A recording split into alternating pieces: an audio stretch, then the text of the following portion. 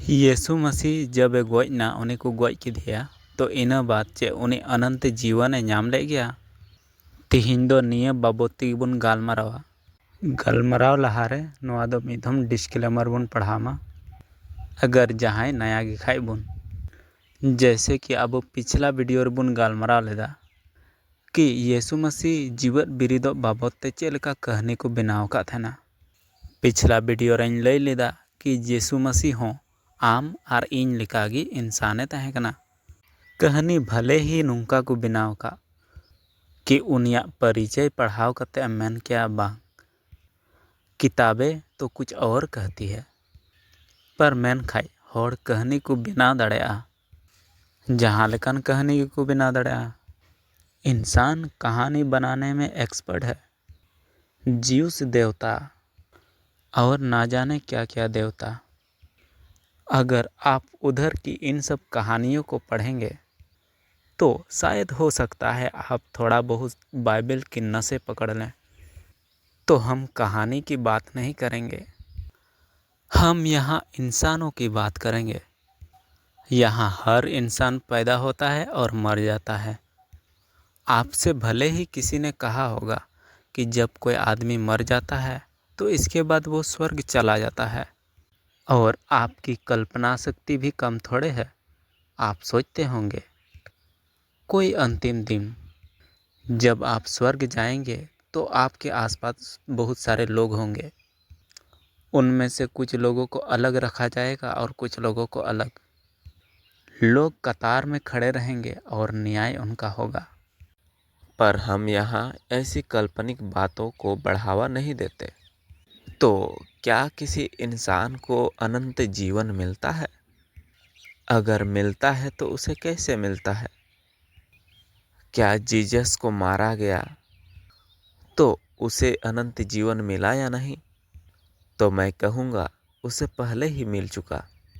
जो इंसान जीते जी मुक्ति पा लेता है वो अनंत जीवन का हकदार है।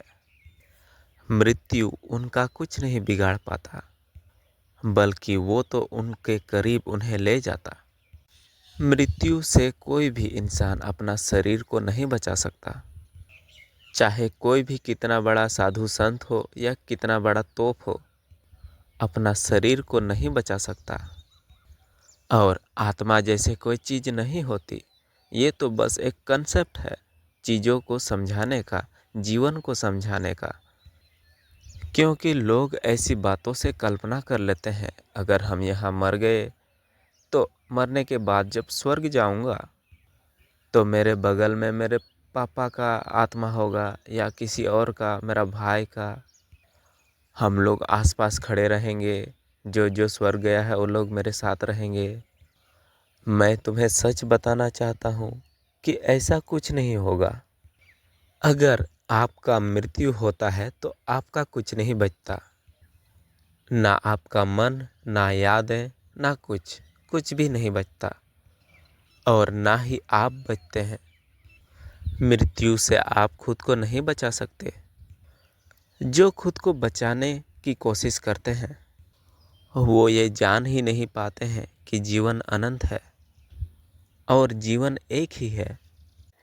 इसीलिए जीसस कहते हैं कि जो अपना प्राण बचाएगा वो उसे खोएगा, और जो अपना प्राण खोएगा वो जीवन पाएगा। कहने का अर्थ है कि वो जीवन को जानेगा कि वो अनंत है। मृत्यु की यही सच्चाई है कि वो तुम्हें अकेला कर देगा।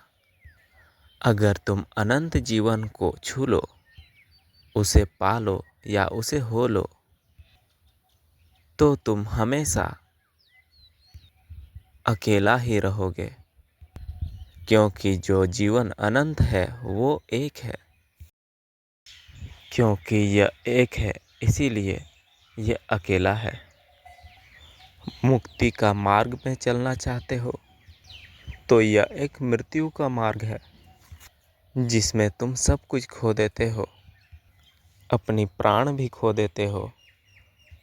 और जैसे ही इसे खो देते हो, जैसे ही तुम खुद को खो देते हो, खुद का प्राण खो देते हो, उस क्षण में जरा भी देरी नहीं होती कि अगले ही पल तुम जान जाते हो कि जीवन अनंत है और अकेला है, अकेला हूँ। तब तुम जान जाओगे कि मैं अकेला हूँ, हमेशा से था, बस हम भूल गए थे। अनंत जीवन किसी के बाप की संपत्ति नहीं है जो केवल किसी एक का होगा। अगर जीसस ने पाया तो सिर्फ उसी को मिलेगा। अनंत जीवन ऐसा है, अगर तुमने पाया तो ये सिर्फ तुम्हारा होगा। अगर मैंने पाया तो सिर्फ मेरा होगा।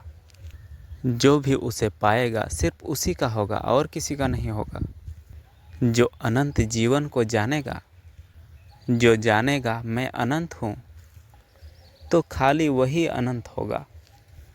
ऐसे कभी नहीं होगा कि तुमने भी अनंत जीवन पाया है और मैंने भी पाया है, इसीलिए हम दोनों अनंत जीवन है।